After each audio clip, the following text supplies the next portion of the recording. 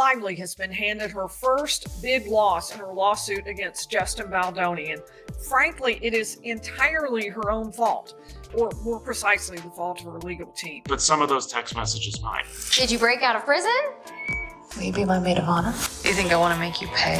I don't know, do you? Brace yourselves, because Hollywood's darling Blake Lively has just found herself at the center of a controversy. No one anticipated. Reports are circulating that the actress appeared visibly shaken in court as new witnesses emerged, revealing shocking claims. New video released by lawyers for actor Justin Baldoni showed unedited footage from the filming of It Ends With Us. And Blake Lively's witnesses are rumored to be scared to testify. They're saying they're afraid that the public is going to bully them, at least that coming from Blake Lively's camp. Others say that they are being blackmailed into testifying by Blake Lively. Naked truths aren't always pretty. But Blake Lively's out for truths in her It Ends With Us lawsuit. So much so, the actress added an ex-CIA agent to her legal team. We love our job and we love our work and we take it very, very seriously. Oh, it's serious. Blake enlisting Nick Shapiro, the agency's former deputy chief of staff turned PR powerhouse. This after getting dealt a major blow in her court fight with Justin Baldoni. What exactly is happening? Is Blake truly entangled in something suspicious, or is she the target of a calculated takedown? But Blake Lively filed a complaint with the California Civil Rights Department and then a complaint in federal court in New York.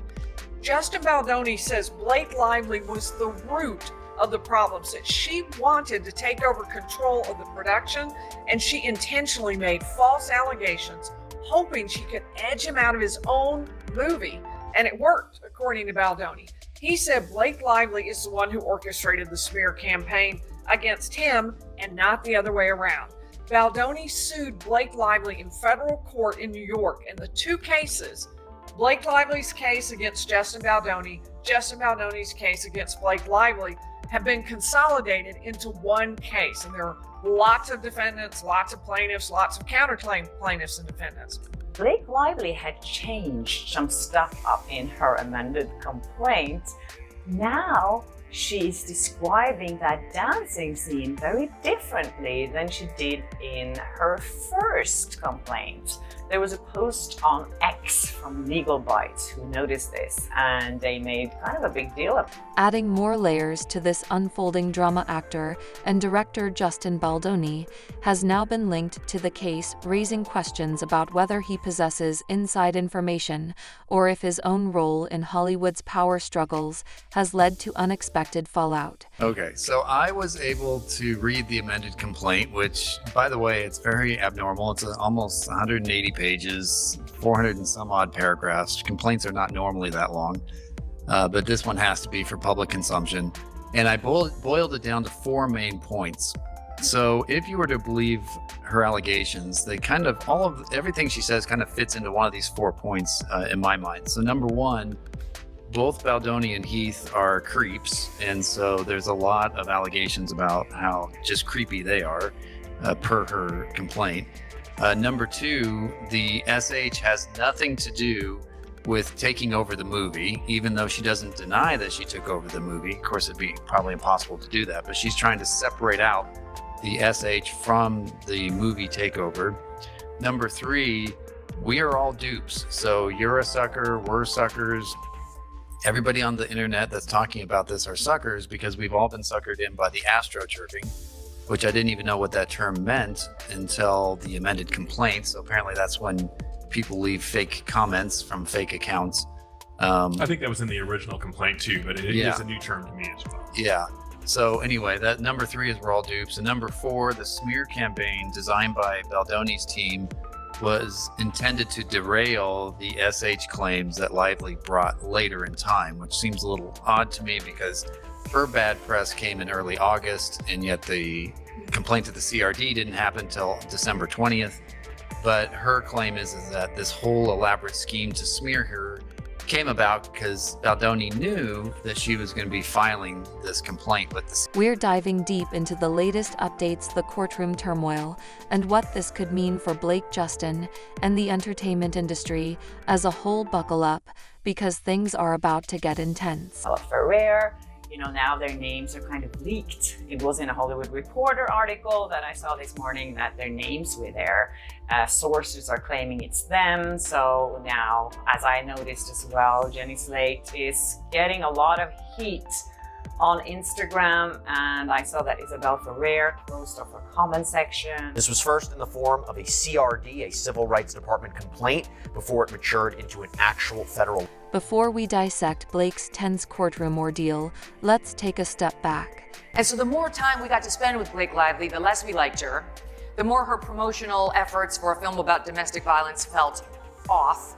She was full of giggles and laughter and wanted to promote her liquor brand. Like, nothing says domestic violence like a bottle of tequila. What?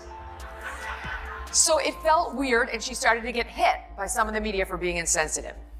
Then this one reporter re-upped a video in which she interviewed a then 8-month pregnant Blake, and kicked off the interview as you would do as a journalist if there's something obviously different about somebody physically, by saying, "Oh, you have such a cute baby bump." And Blake was taken aback, even though it was obvious, and said, "Oh, so do you." The reporter was not pregnant. It was a nasty jibe at her for no reason. Sources close to the situation indicate that this lawsuit could have enormous repercussions for both Blake and the entertainment industry at large. She accused him of making very inappropriate comments, very inappropriate actions against her, all sorts of things. Like I said, the world was shocked and everyone was buzzing about it. So many people jumped to conclusions based on that lawsuit alone. I'll be honest, now Blake Lively is not the most popular person in many groups throughout popular culture, and it's just because some of her past history of odd or not so pleasant exchanges that have been publicly. While the specific allegations remain tightly concealed, leaks suggest accusations of financial mismanagement, undisclosed business dealings, and potential ties to high-stakes money laundering hold on Blake Lively, a name synonymous with red carpet glamour designer fashion and iconic film roles, is now being linked to financial crimes. That's a twist no one saw coming. On February 18th, Blake Lively's legal team filed an amended complaint against Baldoni and the other Wayfarer parties. She makes a number of changes, including adding some parties and some causes of action, and she changes what she alleges about some of the events that occurred on. But here's where it gets even more chaotic. The case was unfolding quietly until new witnesses came forward, presenting what is said to be incriminating proof evidence that could change the entire narrative. We knew this was going to happen. The timing of it is a different question. The timing of this is something else, because we knew from Justin Baldoni's lawyer, Brian Friedman, that they were planning on launching a website that would list more text messages and purported evidence in this ongoing legal feud between Justin Baldoni and Blake Lively and Ryan Reynolds. And this is, of course, after Lively filed her lawsuit against Baldoni and his production company and others, including a PR specialist and crisis management expert. Baldoni's attorney, Brian Friedman, said that they would release every single text message between Baldoni and Lively, and that they would launch a website including all of the correspondence. And it appears they did just that. On Saturday, February 1st, a website was launched, www.thelawsuitinfo.com, and it contains two giant PDF files. So one is an amended complaint in this case from Baldoni. It is 224 pages longer than the original 179-page complaint. Usually one side will ask for whatever they can, but there will be pushback. The pushback handed down by a judge last week. In docs obtained by ET, Blake's subpoena for Justin's phone records going back 2 years was called overly intrusive, limiting the window to their time together behind the scene. Now here's where the story takes another unexpected turn. Justin Baldoni's name has surfaced in connection with the case. They want it, don't give it to them. Definitely each party wants to get as much information as possible and make this process as burdensome as possible for the other side. Any piece of evidence could certainly aid Blake Lively's claims, but not everything is relevant and not everything is evidence. So 2.5 years of innocuous text messages do not seem to support her underlying claims, but some of those text messages might. She claims that Baldoni and others engaged in misconduct on set, including harassment, whether that be allegedly improvising intimate scenes, allegedly fat-shaming her, allegedly inappropriately discussing sex and pornography, allegedly violating protocols in place for scenes, and there's a lot more. And then she claims when she voiced these concerns, she alleges that Baldoni and his team devised a smear campaign against her, using the press and digital manipulation to turn public sentiment against her, both online and in the media.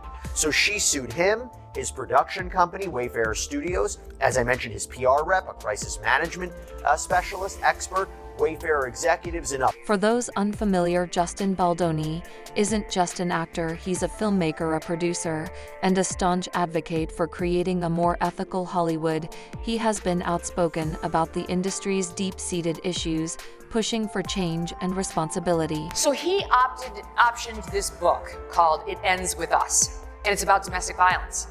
And he managed to get Blake Lively to star in his movie across from him. He played the abusive guy and she played the woman.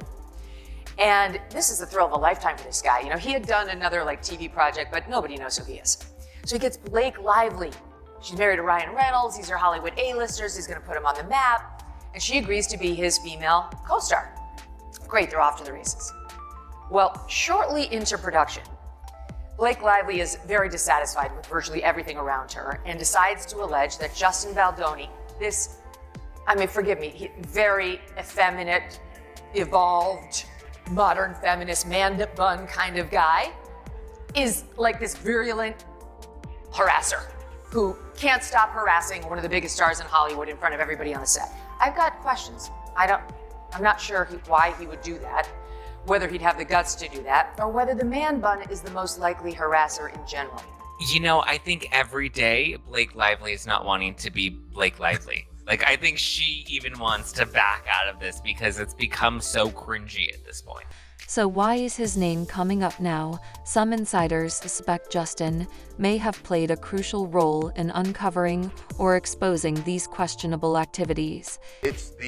Remember that Justin's team released this raw, unedited video of a dancing scene. It was actually B-roll that they used in the movie, where they weren't using their audio. It was just to show them in this cozy dance scene. There was some arguing between them about what's the best way to shoot it. This, and the other. How they look. Yeah. So some fans have noticed that there are a lot of camera angles there that look very familiar and that Blake Lively would certainly know. As Justin Baldoni did before her, Blake Lively recently, just last week, filed a first amended complaint. This was highly anticipated since her lawyers recently told the court that they were planning to amend their complaint to add parties and claims because of, quote, new facts and claims that they learned since filing their original complaint. There are actually some claims that Lively has made that Baldoni and the Wayfarer parties might need to be concerned about. Lively's strongest claims in her lawsuit are quite possibly the retaliation claim and the failure to investigate claim. Of course, as is the case with every lawsuit out there, it comes down to what the evidence actually shows, but based on her allegations, it looks to me like these are likely her strongest ones at the moment. Part of that has to do with just how easy or difficult these various claims are to prove. Others theorize that his production company or philanthropic initiatives may have overlapped with the very financial circles now under investigation. It is now a consolidated action, meaning that Baldoni's lawsuit against Lively and Ryan Reynolds in the New York Times and her suit against him will all be joined together as one. This was approved by. Could this mean that Justin Baldoni and Blake Lively were once secretly connected? Were they unintentionally drawn into something much bigger? Or is Justin a whistleblower attempting to bring corruption to light while Blake is entangled in it? So she says he's been harassing her, and they bring in some team, and he says, whatever you want, I will do it or not do it, you tell me. So they go forward. Well, we move forward in the story, and she's got to go do PR for the film. And she goes out this past summer, and she had about 2 minutes of bad PR. The problem for Blake Lively, in my opinion, is that she does not improve upon equation.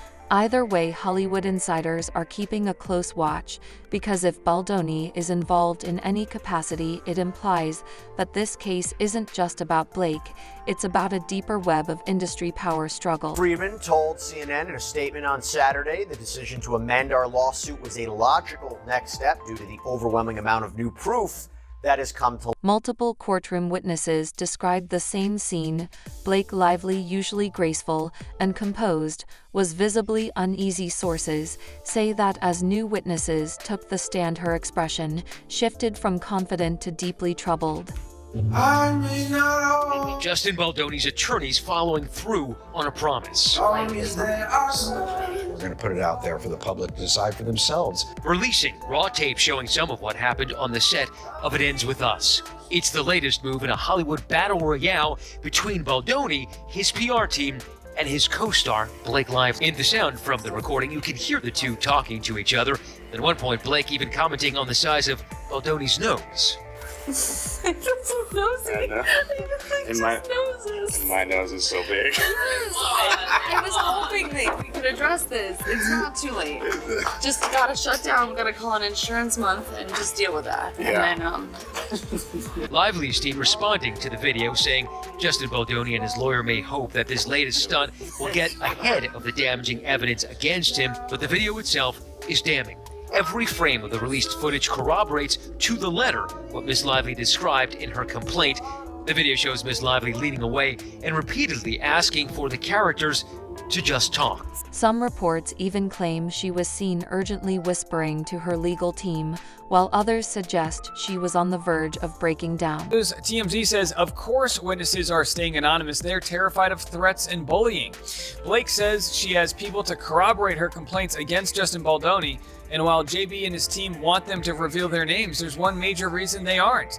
They're terrified of receiving the same treatment as the A-list couple. Sources with direct knowledge tell TMZ it shouldn't come as a surprise that the two cast members from It Ends With Us who will testify in support of Blake are hiding their identities because they don't want to deal with the abuse like Blake and her husband Ryan Reynolds are receiving. But here's where things escalate even further. One journalist present in court reported that Blake suddenly requested a recess mid-hearing, stepping out momentarily to regain her composure. There's always friction that happens when you make a movie like this. this ends with me. I'm done.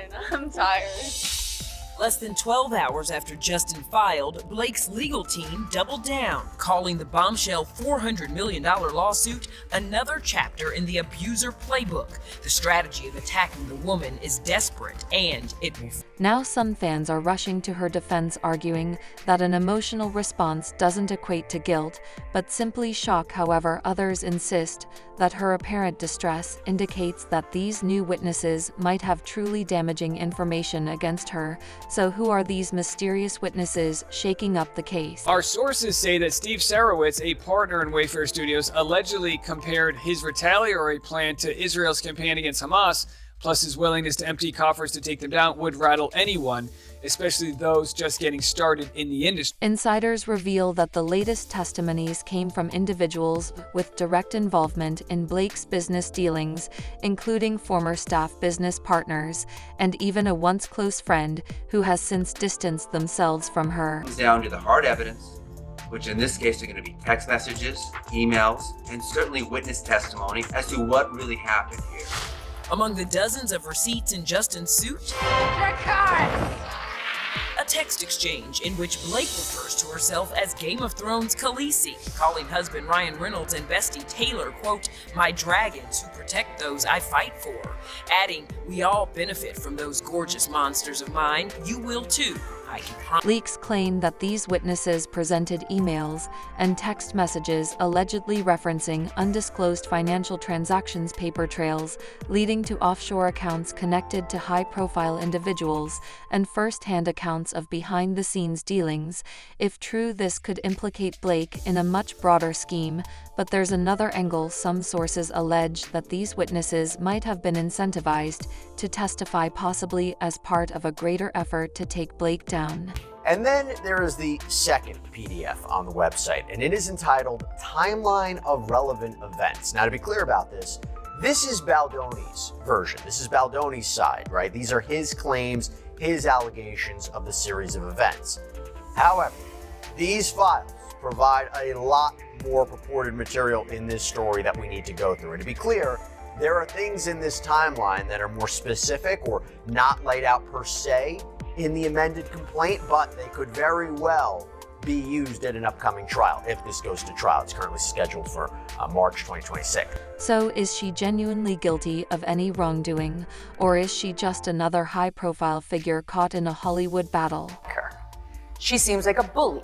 As I already mentioned, this legal dispute between Blake Lively and Justin Baldoni has captured headlines everywhere. One thing is certain: the industry is on edge. This case isn't just about Blake Lively or Justin Baldoni. It's about the ongoing struggle over influence, wealth, and accountability in a business that has long operated in secrecy. Well, this is why they didn't reveal their names, because Baldoni's lawyer, Brian Friedman, blasted the whole complaint as hearsay from people who were clearly no longer willing to come forward or publicly support her claim. One fan wrote, "Blake Lively has always been one of the most genuine figures in Hollywood. There's no way she's caught up in this." Another commented, "If these witnesses have solid proof, Blake better speak up. No one is untouchable in Hollywood anymore." First of all, she was asking for records that date back to 2002, which, by the way, a full year before they started even filming. So, I think she thinks the conspiracy went way before they even filmed. But also, the problem is, she was asking for all phone records, and the judge rightfully pointed out, you know what, you can't do that. He's got phone calls between his wife, it may be his therapist. It would violate so many privacy laws, and it was just really ridiculous. So, he said no, that was kind of a setback for her. Meanwhile, media coverage is reaching a fever pitch. Headlines scream Blake Lively's courtroom meltdown, what she doesn't want you to know, Justin Baldoni, and Hollywood's corruption scandal. How deep does it run? As we await more jaw-dropping developments, one thing is certain: this story is far from over. Quest said all documents concerning ingoing and outgoing calls or text messages related to telephone number, the number's redacted, belonging to the first one, Justin Baldoni, within the time period of December 1st, 2022 to the present, including but not limited to call logs, text logs, data logs, and cell site location information. So just to get a sense of how incredibly broad this is, they were asking for everything the phone company kept, which if they kept the actual text messages, they were asking for that. They were asking for call logs, text logs, and all cell site location data for 2.5 years. So that for 2.5 years, they would be able to follow exactly where Justin Baldoni's phone. Now it's your turn to weigh in. Do you think Blake is guilty, or is she being unfairly targeted? What are your thoughts on Justin Baldoni's involvement?